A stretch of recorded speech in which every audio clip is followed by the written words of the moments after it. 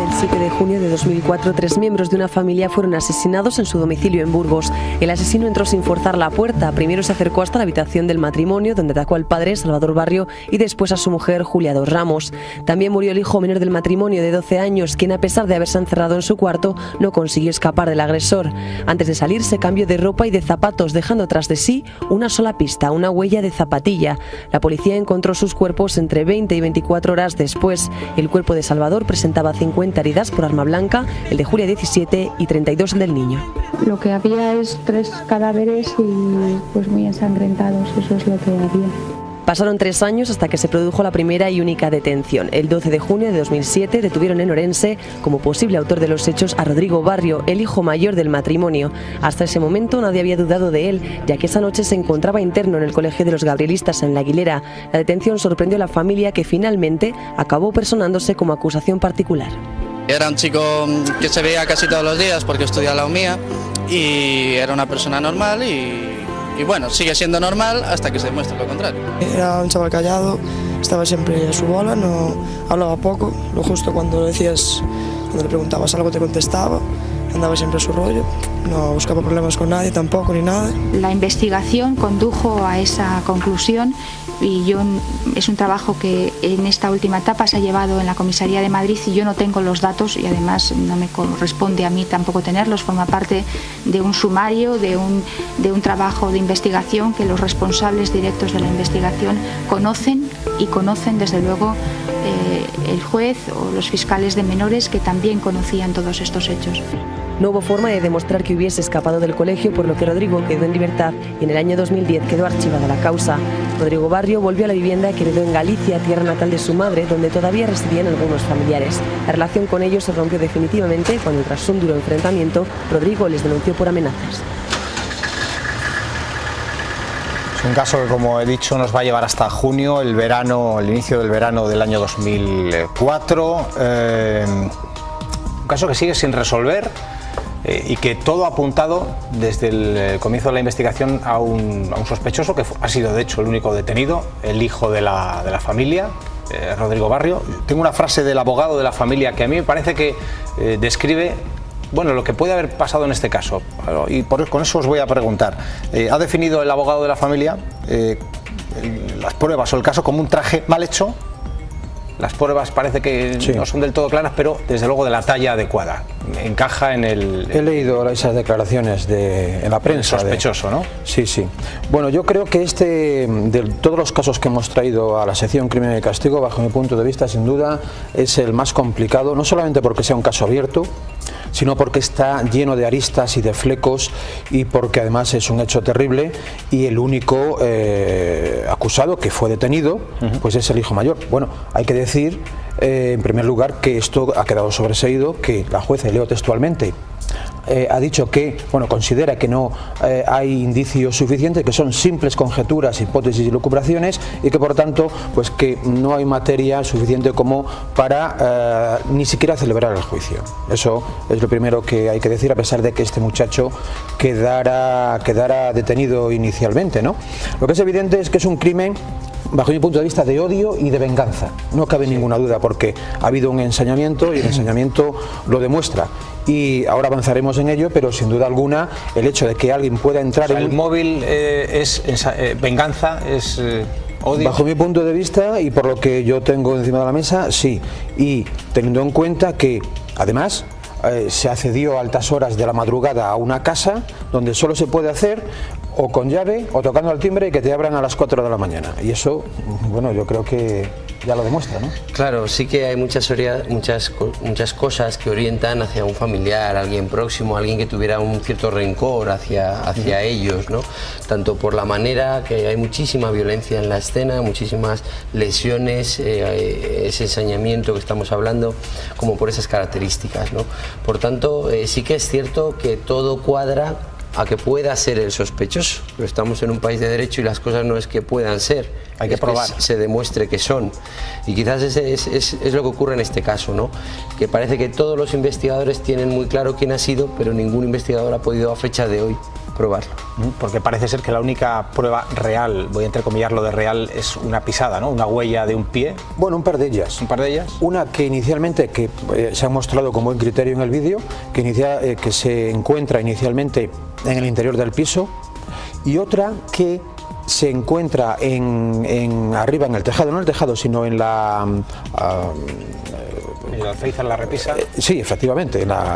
Donde no hay tejado, lo que hay es una terraza, perdón, no me salía el término. Efectivamente, se encuentra en la terraza y coinciden ambas. Es decir, que es muy posible que el asesino inicialmente quisiera entrar a través de la terraza, no pudiera, y luego finalmente lo hizo pues por los medios, es decir, a través de la puerta, o con llave falsa, bueno, o copia, o que le accedió tocando el timbre y le dejaron entrar. Pero en ambos casos la huella es la misma, y además coincide que cuando este hombre entra con la orgía de sangre, es decir, primero le da muerte al padre con múltiples puñaladas, luego hace lo mismo con la madre y finalmente se dirige al cuarto donde estaba el hijo pequeño, que había echado el pestillo.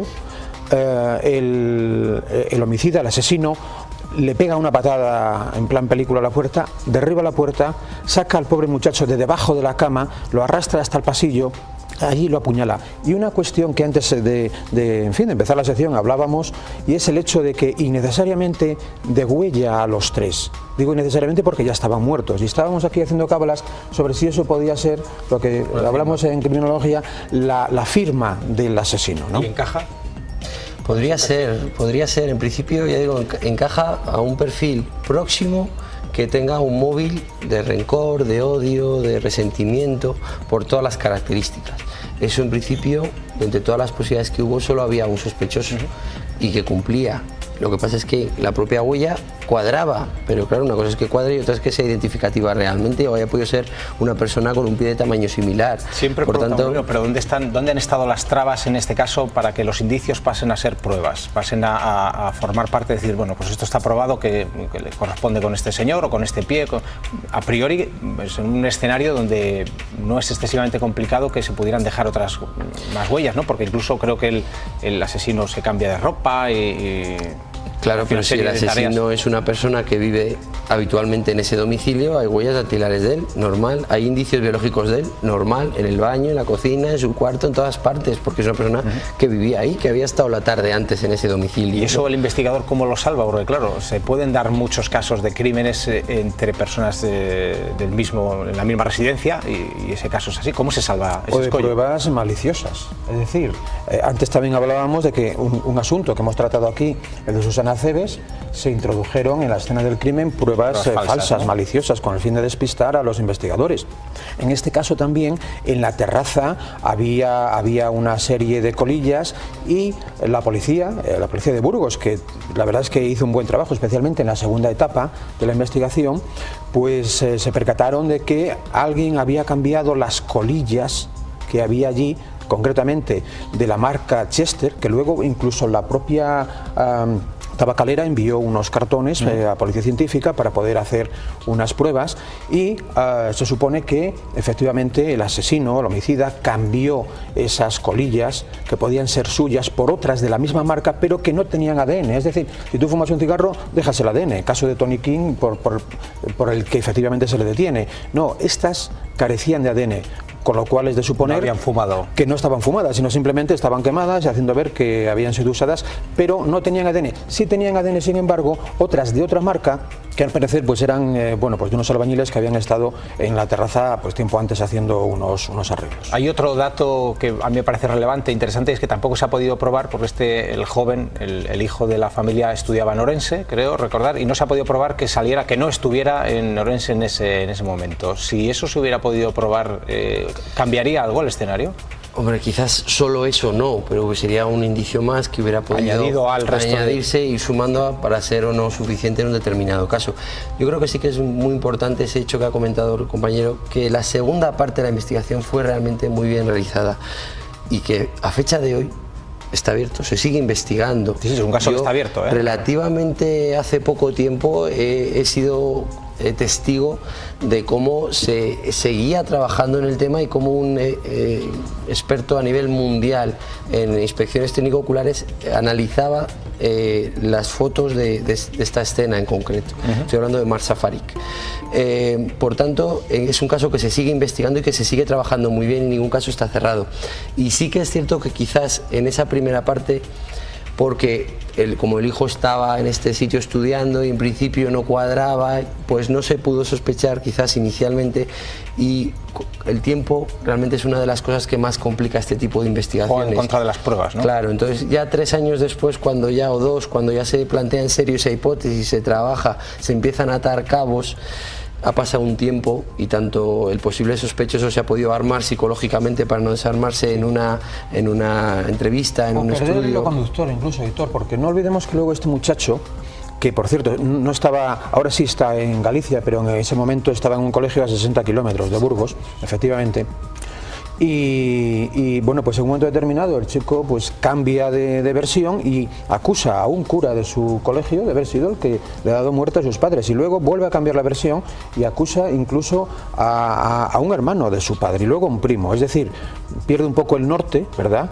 Y es de suponer que psicológicamente pues en ese momento el muchacho pues en fin digamos, no esté, no sé si sus cabales, pero verdaderamente descentrado. También se barajó en un momento, pero yo creo que ahí los investigadores desecharon esa posibilidad, la del robo, porque el padre, que era un agricultor bastante activo, había comprado una cosechadora o una máquina similar, había realizado un primer pago mediante transferencia y el resto lo iba a hacer pues uno de esos días en efectivo, y se especulaba sobre la posibilidad de que pudiera tener dinero en casa, porque los cadáveres, especialmente el del padre, apareció los bolsos, digamos, fuera del pantalón, ¿no? Fuera del pantalón, y también los de su madre, ¿no?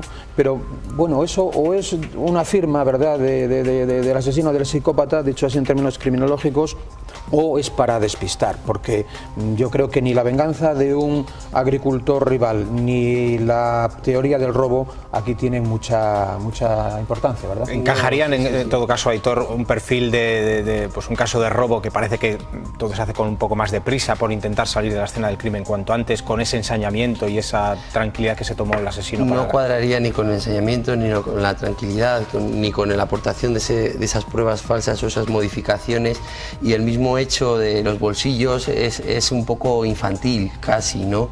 Es un poco ridículo, y eso incluso, fíjate, evidentemente es una lucubración más, pero podría cuadrar con un perfil inmaduro, y estamos hablando de un sospechoso que tenía 16 años, una persona que en momentos tiene actuaciones como un adulto y en momentos tiene actuaciones aún quizás como un niño, ¿no? Y podría ser de fingir, de aportar una prueba nueva un tanto infantil, ¿no? Dar vuelta a los bolsillos. Podría ser, es una lucubración más, pero que cuadraría igualmente. Por tanto, ya digo, hay muchas cosas que cuadran pero no tenemos ninguna que demuestre realmente que... Como la investigación sigue abierta, os quiero preguntar, un investigador que tiene delante de sí este archivo, que han revisado tantos, que se han hecho, supongo que innumerables pruebas, ¿cómo tira adelante esa investigación para tratar de buscar algún resquicio nuevo, algo que se haya podido... Hombre, a veces el tiempo corre a favor y otras veces en contra, bien se ha dicho aquí, ¿no? Normalmente cuanto más tiempo transcurre, pues menos posibilidades hay.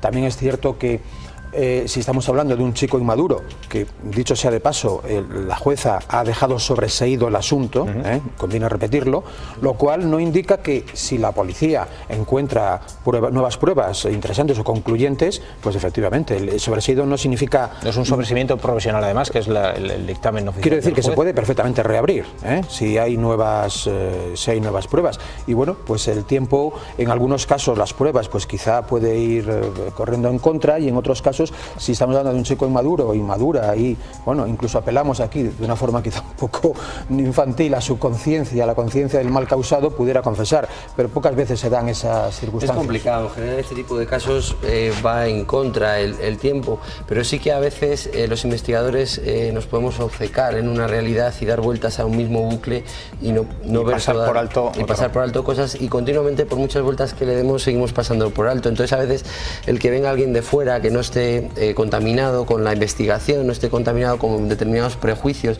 y lo analice de una forma más fría y más distante, puede ser el paso o la nueva luz, ¿no? para investigar.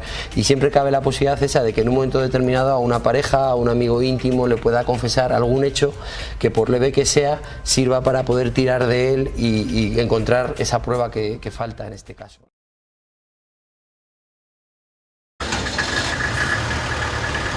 Es un caso que, como he dicho, nos va a llevar hasta junio, el inicio del verano del año 2004. Un caso que sigue sin resolver y que todo ha apuntado desde el comienzo de la investigación a un sospechoso que ha sido, de hecho, el único detenido, el hijo de la familia, Rodrigo Barrio. Tengo una frase del abogado de la familia que a mí me parece que describe lo que puede haber pasado en este caso, y con eso os voy a preguntar. ¿Ha definido el abogado de la familia? Datos, y además no me corresponde a mí tampoco tenerlos, forma parte de un sumario, de un trabajo de investigación que los responsables directos de la investigación conocen, y conocen desde luego el juez o los fiscales de menores, que también conocían todos estos hechos. No hubo forma de demostrar que hubiese escapado del colegio, por lo que Rodrigo quedó en libertad y en el año 2010 quedó archivada la causa. Rodrigo Barrio volvió a la vivienda que heredó en Galicia, tierra natal de su madre, donde todavía residían algunos familiares. La relación con ellos se rompió definitivamente cuando, tras un duro enfrentamiento, Rodrigo les denunció por amenazas. De ropa y de zapatos, dejando tras de sí una sola pista, una huella de zapatilla. La policía encontró sus cuerpos entre 20 y 24 horas después. El cuerpo de Salvador presentaba 50 heridas por arma blanca, el de Julia 17 y 32 el del niño. Lo que había es 3 cadáveres y pues muy ensangrentados, eso es lo que había.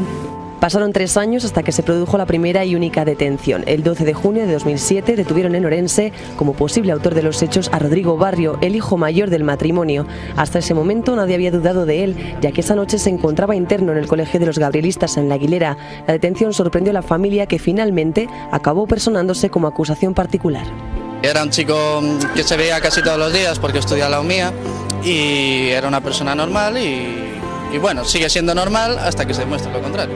Era un chaval callado, estaba siempre a su bola, no hablaba poco, lo justo cuando le preguntabas algo te contestaba, andaba siempre a su rollo, no buscaba problemas con nadie tampoco ni nada. La investigación condujo a esa conclusión, y es un trabajo que en esta última etapa se ha llevado en la Comisaría de Madrid, y yo no tengo los datos.